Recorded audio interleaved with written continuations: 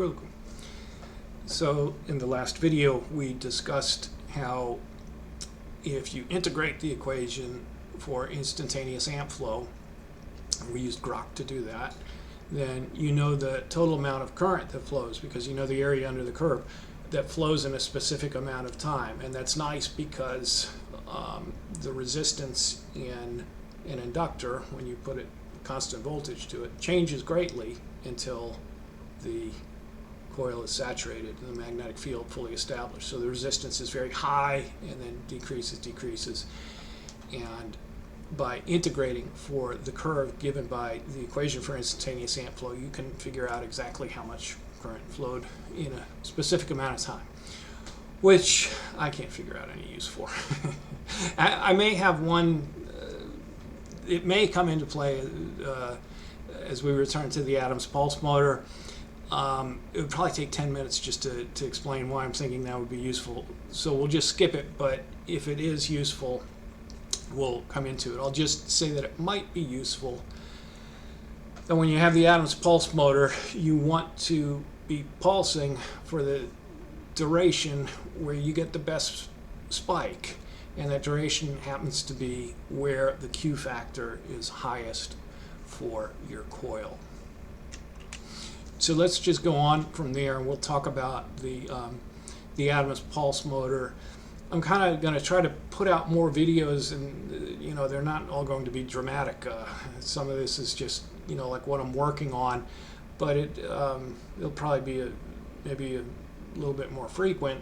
And it's nice because sometimes I put everything together and then it's just and it's like, well, that was entirely useless. And this way, you know, and then, you know, there's like nothing for like weeks on end because I was like, oh, I can't wait to show this, and then it's like, oh my gosh, that doesn't work.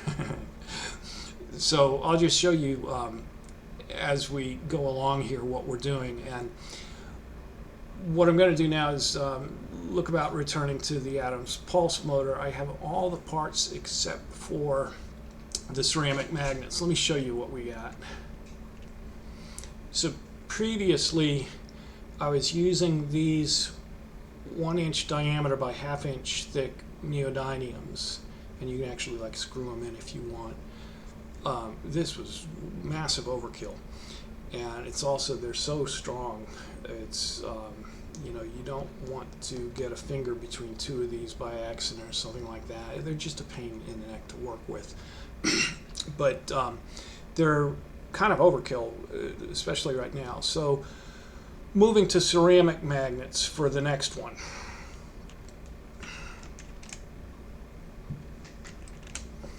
Now another reason to go with ceramic magnets is when I actually went back and listened to what John Bedini was saying, he said it doesn't work unless you're using ceramic magnets. It's not going to work with neodymiums, where you get the weird thing where there's more batteries charging than the battery that's running it is depleting.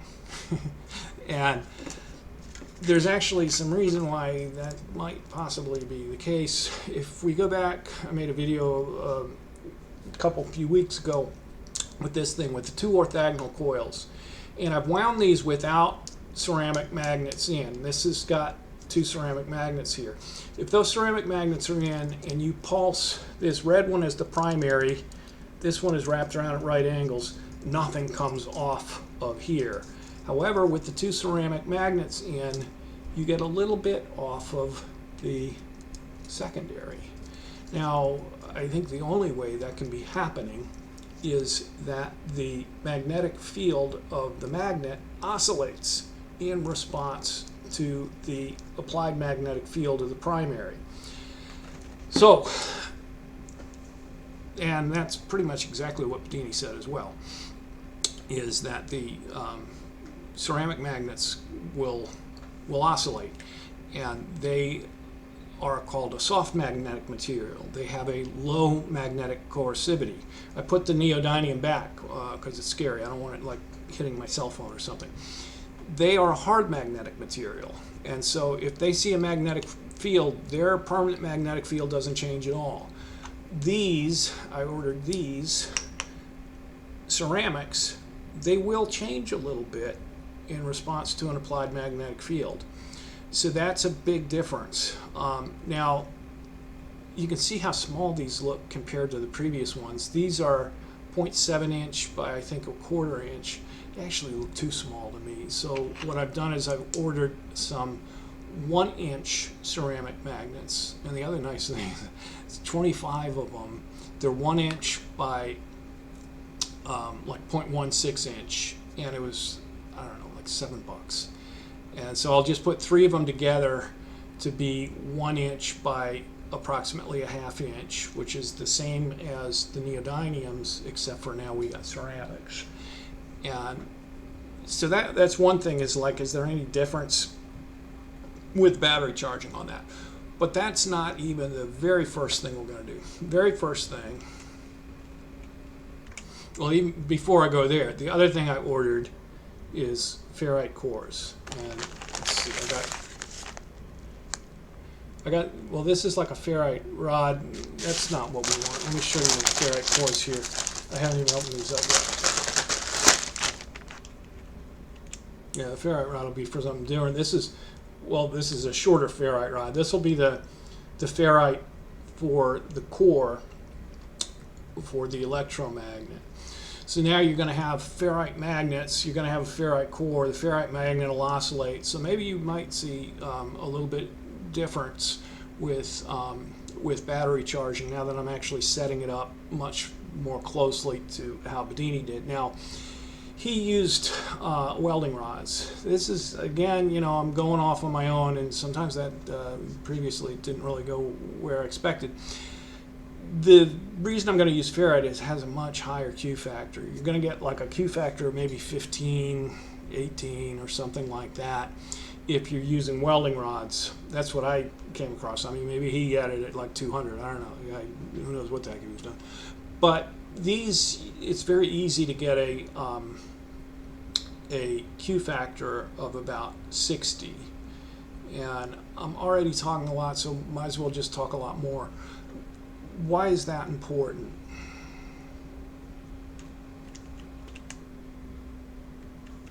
Well, I'll tell you what, just leave that on the back burner. High Q factor, good for a pulse motor. And then we can talk about, you know, how exactly does it change in a minute here. So I'm saying the first change is going to be ferrite magnets. Now, the first rotor I'm going to make is going to be to look at another question. And this is one that I've been thinking about, and it's sort of, well, it makes like perfect sense to me, like real life kind of stuff, but I can't figure out like how it fits with any sort of equation. Of course, I'm not trained in the area or anything, but it like, I guess I would say it makes sense, but it doesn't. But with a pulse motor, does it run better or worse under resistance if it has more mass? Now, one thing you see with, again, going back to John Bedini, is he often had a big honking flywheel attached to his pulse motors. And it's like, why do you do that? But you can kind of think about it. Let's say you have your rotor spinning across, and there's, well, I can't do it with, so you got one magnet coming past here, and then boom, it gets a pulse, and then it goes around, boom, it gets a pulse. If you have a very light rotor and it gets that pulse and then it has some resistance, you get the feeling it would just die out, where with the same pulse, if it's a heavy rotor, it would go slower, but it would go through the resistance. I know that doesn't make much sense, but it seems like from real life. Like, have you ever seen those little, it's like a two-person little Ferris wheel, like for kids, and you like push it and they spin around. So imagine you had one of those and you push the Ferris wheel, and there's the little two-person Ferris wheel, and there's like some branches with leaves that it runs into, and the thing is empty. You just kind of get to, you know, it's going to stop. But if you have two kids on there and you push it with the same thing, you get the impression, well, it's going to go brush right through the leaves. and I can't figure out how that fits with any equation, but it just sort of feels from real life that with a pulse, if it doesn't have a way to transfer the energy into momentum with the big mass, that the energy goes to waste somehow. I could be entirely wrong with this as well. So that's why it's going to be interesting to look at. Could be, the same force of pulse, and the little Ferris wheel would take off like that, and with two people on it, and so it would do the exact same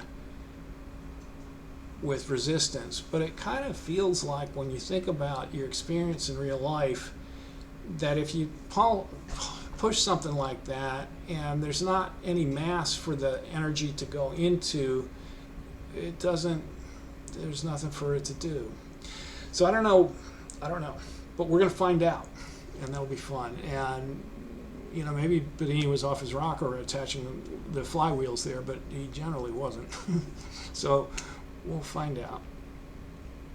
So if we go now to Tinkercad, my favorite, then scroll down here, and this is something I've actually been thinking about for a while. I put this together, I think, some months back now. And what we want to do is we want to test a rotor, give it the same voltage, the same pulse duration, everything the same, but sometimes it has more mass and sometimes it has less. And what I came up with is, you'll have your magnets here. This is a 5-inch rotor, and so you'll have your magnets here. We're just going to run it monopole style. All we're really interested in is this question about adding mass to a pulse motor. And then you have these here, and what are we going to put there? Well, the diameter of a penny is 0.75 inches, so these are 0.76 inches. And so you put pennies, first you run it without those, and then you put pennies in here. Now the only other difference I'm going to make, if we take this thing apart for a moment, I'm going to trust that so 0.76, 0.76, the diameter of pennies 0.75, so that's right.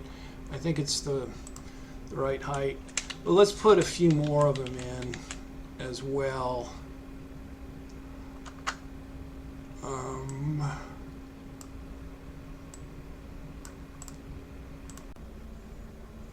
So let's throw in a few more of these, and as we're doing that, as an aside,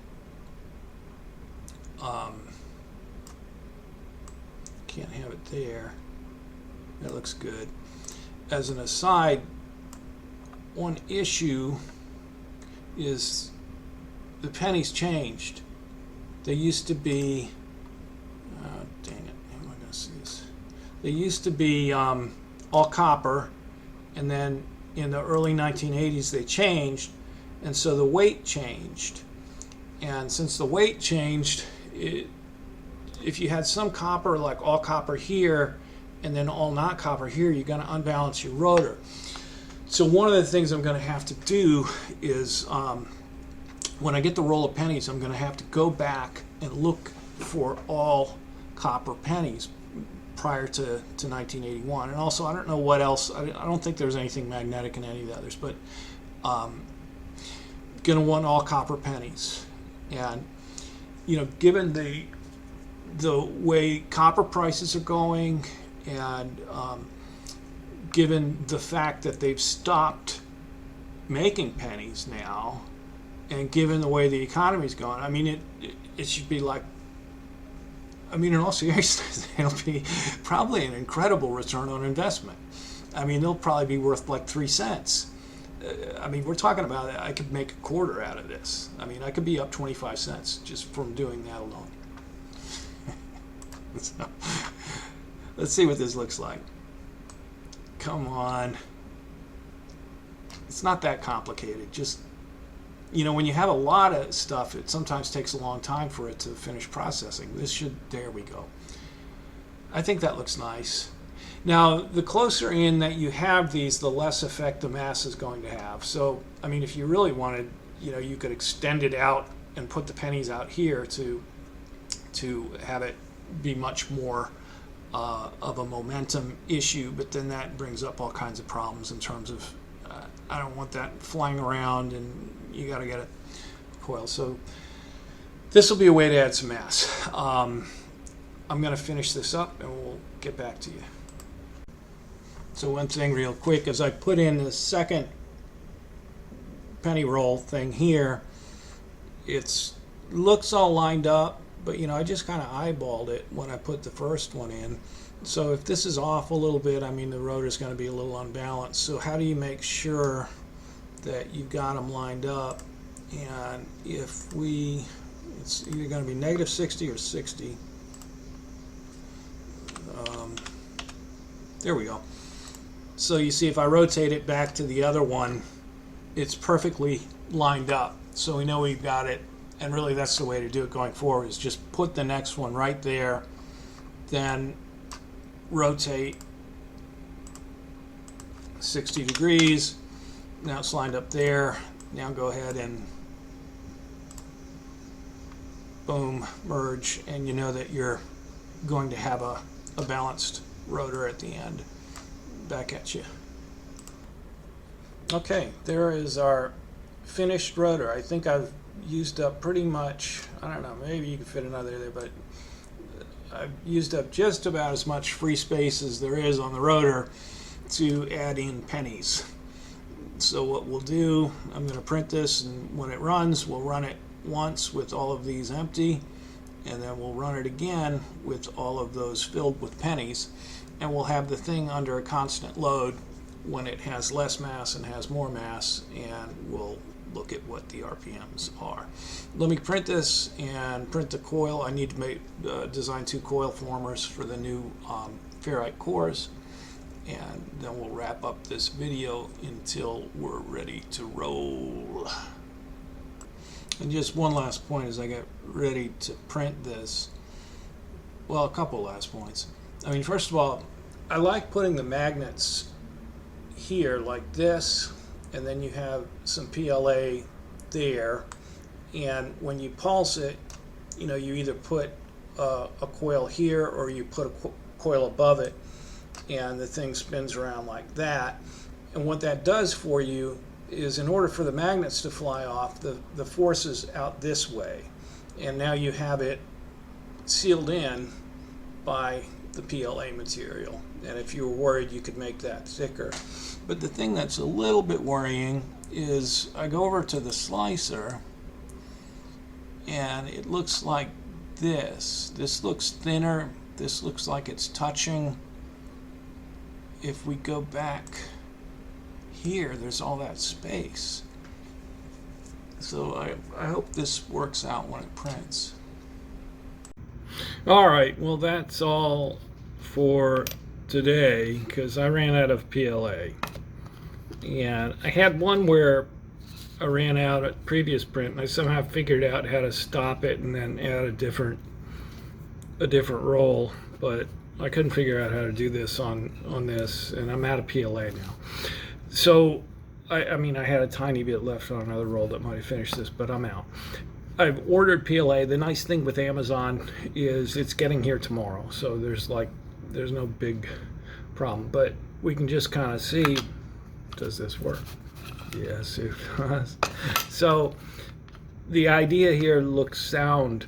We'll put the magnets in here, and we can fill these up with copper pennies and make the thing 3 times as heavy, and observe the behavior with each. Ooh, how exciting.